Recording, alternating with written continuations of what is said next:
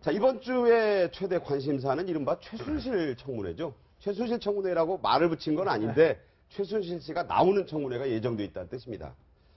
자, 그런데 이 수요일 아니겠습니까?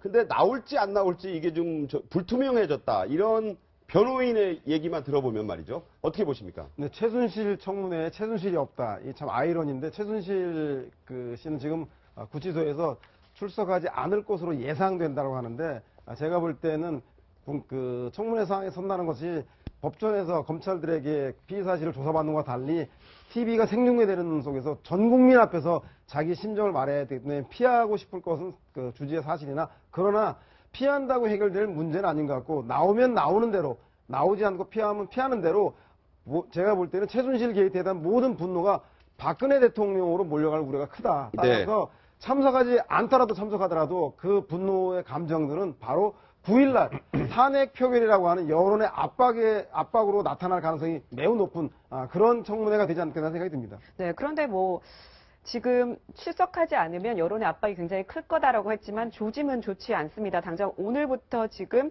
청와대 등 기관 보고가 열리고 있는데 이 자리에 증인으로 요청이 됐던 최재경 청와대 민정수석, 그렇죠. 박흥렬 대통령 경호실장, 류국형 대통령 경호실 경호본부장 등 지금 이런 사람들이 다 출석을 하지 않았거든요. 근데 이 사람들이 지금 세월호 7시간에 그 열쇠를 쥐고 있는 사람들 아닙니까? 지금 보이는 지금 국회에서 국정조사가 지금 기관 보고가 시작이 되고 있는 모습인데요. 벌써부터 이렇게 아무도 안 나오면 어떡합니까? 지금 뭐 이제 정회 분위기인데 오전에도 한광욱 실장만 나와서 뭐 아주 원론적 얘기만 하더라고요. 그러니까 이제 국회가 뭐 탄핵 가는 건 그런데 이제 국회가 정말 대한 세력이 전혀 못 되고 있다는 거죠. 이게 뭐 증인들이 출석을 안 해서가 문제가 아닌 것 같아요. 그것도 큰 문제지만 국회 자체가 이제 어떤 권위가 없어진 거 아니냐. 제가 이제 5.18 청문회를 했을 때가 고등학교 2학년 때였거든요. 네네. 그때 국회의 그 권위와 그 신뢰하고 비교하면 사들이 숱하게 나왔지 예, 않습니까? 지금 뭐 격세지감이고 그건 뭐 다른 게 아니라 국회의원들 스스로의 문제인 것 같습니다.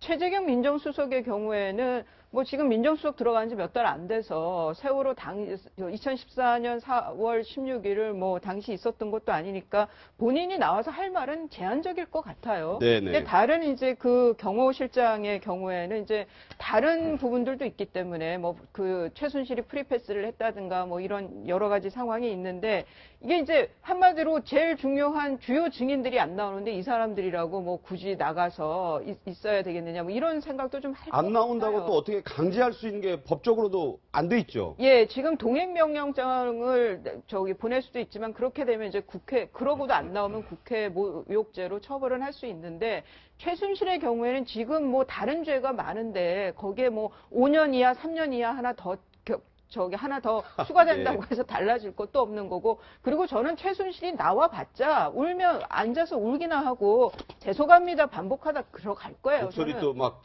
흐느끼면서. 예, 저는 뭐 그 시간이면 저는 좀 제대로 된 그 증인들 가지고 좀 제대로 조사를 하는 것이 외려 더 실효성이 있겠다는 생각까지도 이렇게 해봅니다. 우리가 차분하게 봐야 되는 게 이제 경호실장하고 경호본부장은 지금까지는 경호실장 비서실장은 나와도 경호실장, 경호본부장은 안 나옵니다. 네. 경호실 차장이 행정을 총괄하는 차장이 나와서 이제 대신 그야말로 경호실을 갖다가 대표해서 항상 이제 국정조사나 감사에서 답변을 응했고 민정수석 같은 경우는 사실 뭐 기억하시겠습니다만 얼마 전에 돌아가신 김영환 민정수석 같은 경우도 민정수석이 나오는 것은 관례가 아니다라는 식으로 이제 거부했는데 예전에 보면 문재인 민정수석 등 나온 적은 있어요. 근데 현재는 이 상황이 뭐냐니까 이게 일반적 관례를 댈 때가 아니에요. 네. 대통령이 그야말로 피의자로서 입건되어 있는 사상 초유의 일 아닙니까? 탄핵도 지금 눈앞에 두고 있고요. 그렇다면 경호실장이나 경호본부장이 뭐 이런저런 과거의 관례를 들이대면서 물론 제가 단 한 번도 나온 적은 없어요.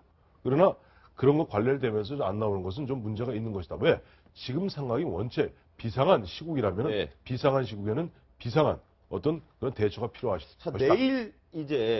내일 재벌 총수들이 나와서 또 증언해줄 문제 이것들이 또 이제 앞으로 특검 수사에도 핵심적인 내용, 이른바 3자 뇌물, 이 대통령의. 근데 이런 식이면 뭐 공무원들도 안 나오는데 총수들이 안 나올 수 있지 않겠습니까? 안 올 가능성도 있죠. 전혀 배제할 수 없는데 제가 봤을 때는 지금 이제 어차피 한 번은 이 지금 마주쳐야 될 그런 상황 아니겠습니까? 제보들 입장에서는. 여기서 지금 이제 안 나오고 뭐 지금 이제 꼼수를 부린다고 한다면 아마 거기에 대한 후폭풍이 만만치 않을 겁니다. 그렇기 때문에 제가 봤을 때는 지금 이제 재벌 총수들은 아마 일단은 한번 어차피 맞아야 될 매라고 한다면 빨리 맞고 가자는 그런 분위기가 좀 압도적인 것 같아요. 네. 사실 지난해입니까? 신동빈 롯데그룹 회장이 국정감사에 증인으로 책대됐을 때 네. 사실 그때 국회에 직접 출석을 했거든요. 출석을 해서 직접 상당히 좀 어눌한 한국말씨지만 그러나 진실을 얘기 자기 나름대로 오히려 좀 그러니까 좋은 좋은 여론을 계기가. 상당히 계기가 됐었거든요. 네. 그렇기 때문에 이번에 지금 그 재벌 총수들이 놓는 의미는 아까 우리 앵커께서 말씀하셨지만 결국은 지금 이제 미르재단과 K스포츠재단의 모금의 강제성 그리고 또 대가성 부분 아닙니까? 그 부분에 있어서 아마 재벌들 입장에서는 아마 강제성 부분은 아마 인정할지 몰라도 대가성 부분은 아마 상당히 빠져나가려고 여러 가지 논리들을 준비를 많이 해오고 건데 과연 국회의원들이 제대로 된 창을 가지고 네, 그 네. 방패를 깰 수 있을지 거기에 대해서 국민들이 걱정이 정말 많이 되죠. 좀 예. 걱정도 되고 참 기대도 또 되는 측면도 없잖아 있습니다. 잘할 수도 있을 테니까. 예, 네. 그렇죠. 50 청문회 보면 네. 그때 당시 뭐 정주영 현대그룹 회장이 뭐 지금 이제 너무 괴롭힘을 당할 것 같아 대통령 자리가 워낙 막강해서 그래서 돈 냈다. 사실 노무현 의원이 거기서 화제가 돼서 그래서 스타가 된 거 스타가 된 아닙니까? 거죠. 예. 네, 지금 얘기를 들어보면 어쨌든 대기업 총수들은 좀 나올 가능성이 꽤 있는 것 같은데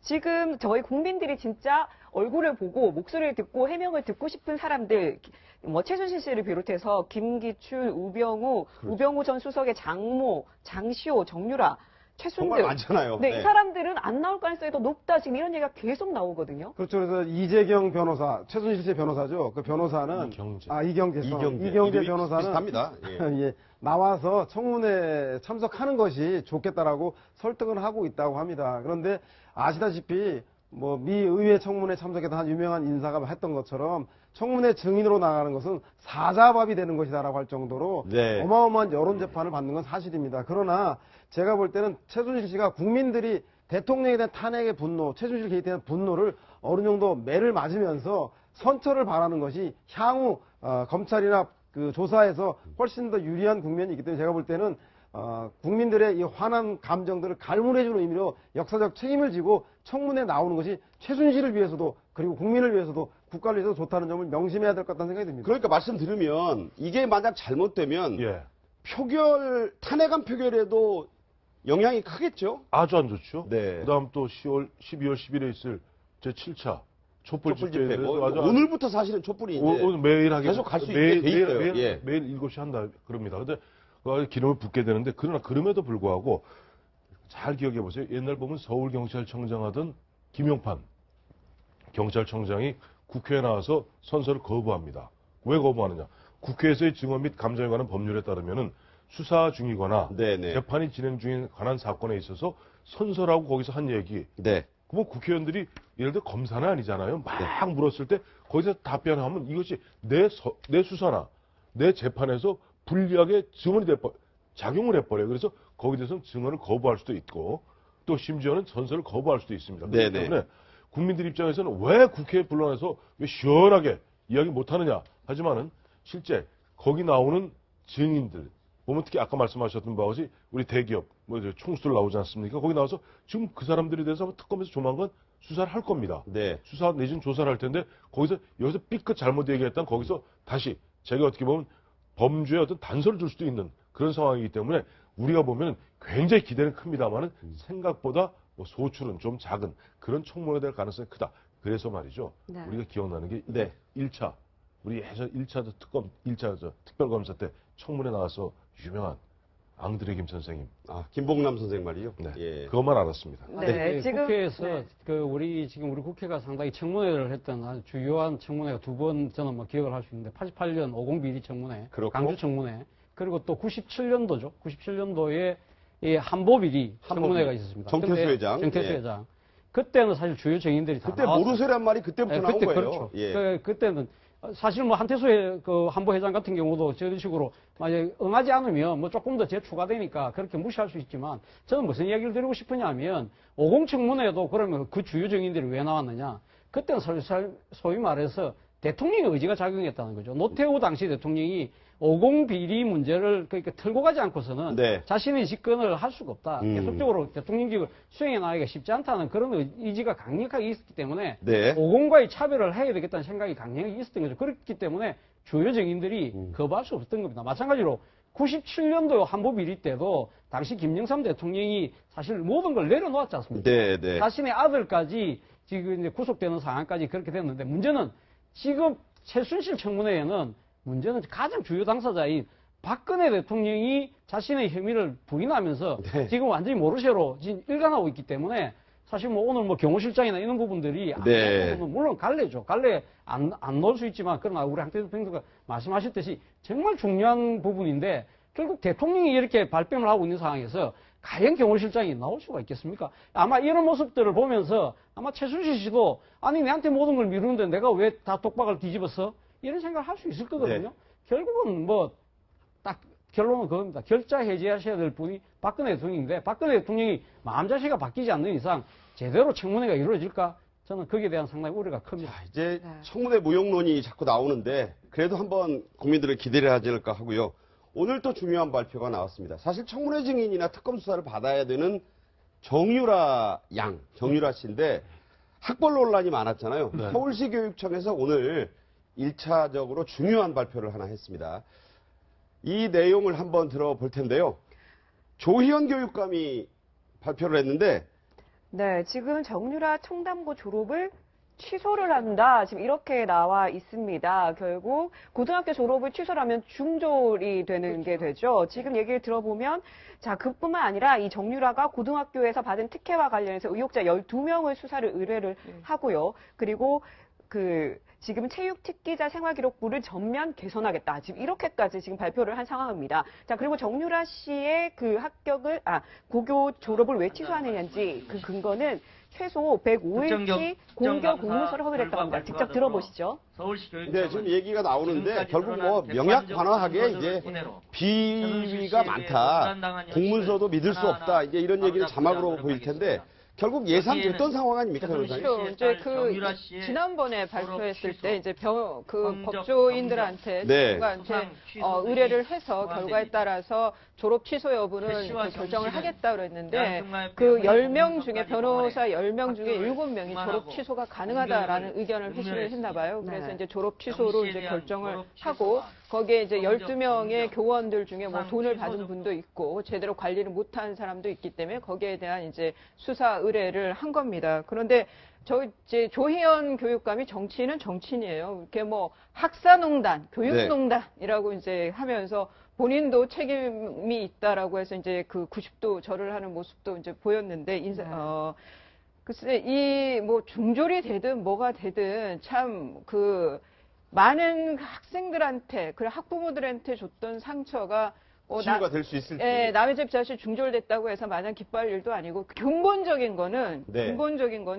이 정유라의 이대 부정 입학이나 이 청담고의 그 학사 관리나 다 대통령의 그러니까 박근혜 대통령 당선 후의 얘기거든요. 2014년에 고3이었고 그때 최순실이 학교에 가서 했다는 얘기가 그 담임 교사한테 애아빠, 그러니까 그때는 정윤회하고 이혼하기 전이었기 때문에 애아빠가 너 하나 잘하는 건 아무 문제 없다, 뭐 별 문제 안 된다라는 식의 그런 뒷 배경을 계속 말을 했던 걸 봐서 저는 특검이든 국정조사든에서 저는 교육부가 이 부정입학과 이대 부정입학과 정유라 관련해서 학사 관리 관련해서 관여된 게 없는지 저는 교육부의 개입 여부도 꼭 조사를 해봐야 된다고 생각합니다. 사실은요, 이제 중학교 의무 교육이기 때문에 중학교 학력이 인정이 되는 것이지 중학교 감사 결과까지 보면 과거 저희들 때는 중학교 의무 교육이 아니었을 때로 생각해 보면 초등학교 졸업까지 내려갈 수 있는 그런 상황이라는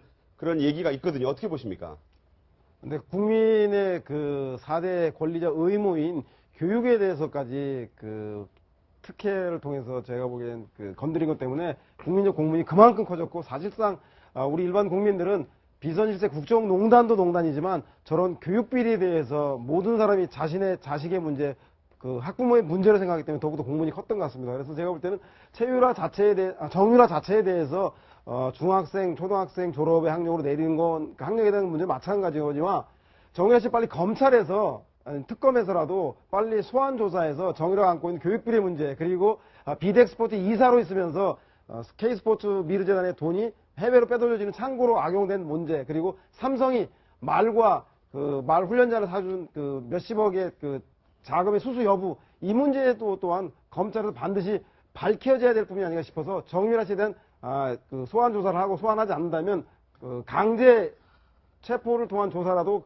검토해야 될 시점이 아닌가 하는 생각이 듭니다. 그러니까 촛불 집회가 200만을 훌쩍 넘고 이렇게 막 자발적인 참여가 늘어난 데는 정유라 씨 때문이다. 이런 게 있는데 이게 그렇죠. 왜냐하면 네. 이런 엄청난 그 교육 비리를 보고 중고생들, 네. 초등학생들까지 다 관심을 갖고 참여하기 때문이다 이런 얘기거든요. 그렇죠. 사실 지난 토요일이었죠. 지난 토요일 날 이제 촛불 집회의 규모가 조금 줄어들 수 있다는 우려가 나왔어요. 왜 그러냐?